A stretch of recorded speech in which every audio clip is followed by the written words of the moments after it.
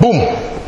All right, so we continue our discussion where we're talking about the length of a line segment and the midpoint of a line segment. So, having already dealt with these two guys, the vertical line segment OS and, the horizontal line segment OS and the vertical line segment OT, we now consider a diagonal line segment OP. Yeah?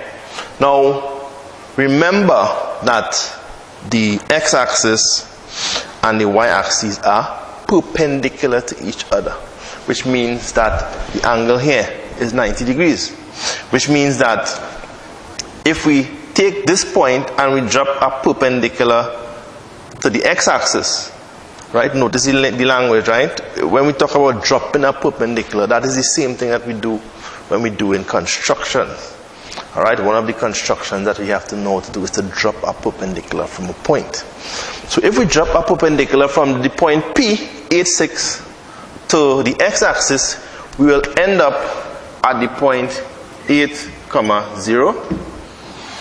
And if we do the same thing here, we drop a perpendicular, we extend this line and drop a perpendicular from here to the y-axis, we'll end up at the point 0, 6. Alright, we will leave those 2 points without letters for the time being. But in fact, no. Let me give them letters now. Let me call one A and let me call one B. So this is point A, 80, and this is point B, 06.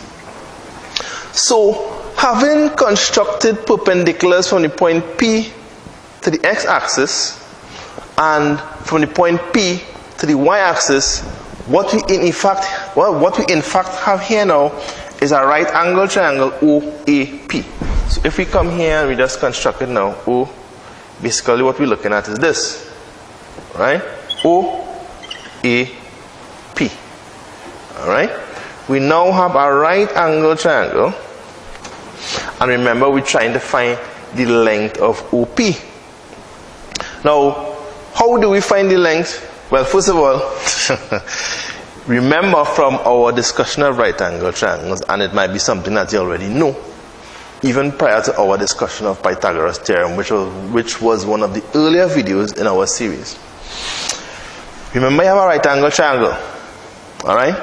This is the hypotenuse, so it doesn't matter whether your reference angle is here or whether your reference angle is here. The hypotenuse is always the side opposite to the right angle, and we know that in a right angle triangle, the hypotenuse is always the longest side. Now, since we're only concerned here with the hypotenuse, we're not going to worry too much about angles. So we know, because we're going from O to A on the x-axis, that the length OA is 8 units. Alright? 8 units. And we know, because we're going from from A to P, which is the same length as O to B, we know that this length is 6 units. So now, because we have this information, we can apply Pythagoras theorem and find the length of OP. So how are we going to do that now? We just do the same thing we always do when we apply Pythagoras theorem. Alright? So Pythagoras theorem, your OP, right, so by Pythagoras theorem, the hypotenuse squared, OP squared will be equal to OA squared plus AP squared, right? Notice I'm taking my time to write out everything, alright? We're trying to discourage shortcuts. Shortcuts, you might get to your destination. You might think that you're getting there faster, but you might actually be making things a little more tricky for yourself. So I want to discourage you all from taking shortcuts, from getting into counterproductive habits, you know, things like not writing out to work properly and that kind of thing. So we set up the triangle and we do the thing there. OA is how much? 8 squared plus 6 squared, which is equal to 64 plus 36, which is equal to 100. So if OP squared is 100, then OP is equal to the square root of 100, in which case that's equal to 10 units. So we now know that OP is equal to 10 units. Alright? And we do that using our good friend Pythagoras theorem. Now, if we do the same thing with the triangle QR, let me call it, it really doesn't matter. Let me go with QR because Q is before R in the alphabet. Alright? We construct a perpendicular. Now, because this line segment doesn't pass through the origin, we don't have the luxury as we did here of just simply dropping a perpendicular from the point to the x-axis and from the point to the y-axis. So what we have to do here now is to construct a right angle triangle that would allow us to have RQ or QR, however you want to put it, as the hypotenuse. And once we have a right angle where QR is the hypotenuse, then boom, problem solved. All we would need to do then is find the length of the respective sides, right? Let me call this point, where which ABC, let me call this point the point C, all right? Now, how do we get to the point C? We draw a line parallel to the x-axis. You note in the vocabulary now, right? Parallel to the x-axis from the point Q. External line parallel to the x-axis in this direction. And from the point R, your external line parallel to the y-axis going down. So in other words, you construct a perpendicular between R and X. In other words, by dropping a perpendicular from R to the x-axis, you would actually be constructing a line parallel to the y-axis. There are different ways there are about 2 or 3 ways of drawing a line parallel to the y-axis in this scenario. You wouldn't be required to do that in an exam, but I've taken my time to go through all of this so that you understand where the formula comes from.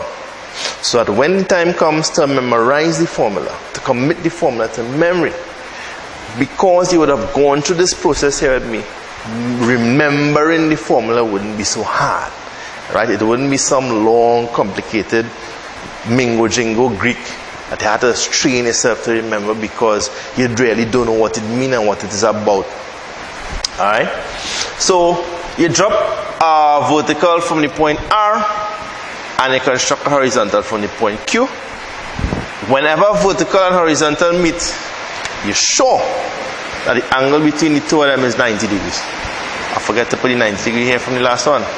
Right? So that's another thing to remember. Anytime vertical and horizontal meet, you're sure that the angle formed by the intersection is a 90 degree angle. In other words, vertical and horizontal are perpendicular to each other. Again, take note of the vocabulary. Now, because this is on a marked sheet of paper, we can actually measure the distance. And that is the advantage of having it parallel to the x-axis, because once it is parallel to the x-axis, you could then count the units. Alright? So this will be 1, this will be 2, this will be 3, this will be 4, this will be 5, 5 here, and this will be 6. So in other words, right, we're switching it up now. So in other words, I should have changed the color. Anyway, all you have to do is just rewind accordingly. Alright? And I will need the space here as well. Right. So what we now have is a right angle triangle. Alright? Where we have the right angle here. This is the point Q. And this is the point R. And this is the point C. Where CQ is 6. And then we can measure from here to here because it is parallel to the y-axis. We could directly count it. So this would be, yeah, this would be what? 1, this would be 2, this would be 3, this would be 4, this would be 5, this would be 6, this would be 7, and this would be 8. Alright? So this length CR is 8 units. And because this is 6, CQ is 6, and CR is 8, we could then apply Pythagoras' theorem, recognizing, of course, that this is a right angle, and find the length of RQ or QR. Alright? So again, applying Pythagoras' theorem, we know that QR squared is equal to CQ squared plus CR squared.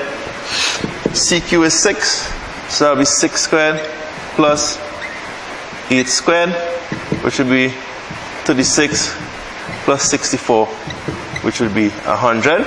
So if QR squared is 100, then QR is equal to the square root of 100, which is equal to 10 units. Right? Right. So we have demonstrated that based on the points, well, sorry, you see, I'll leave out some things. Well, in fact, no. I just use the measurements, but I would have measured these things out to get these points in the first place. And then I'm going to use the points with the same measurements to demonstrate the actual formula. So, I have basically gone through the arithmetic up to this point to show that all the line segments have a length of 10 units. In the next video, because the time for the last video run out, for this video run out, in the next video I'm going to actually develop the formula for the length of a line segment when you have a knowledge of the 2 points. Alright, so again, check out the next video. We have it coming up right after this.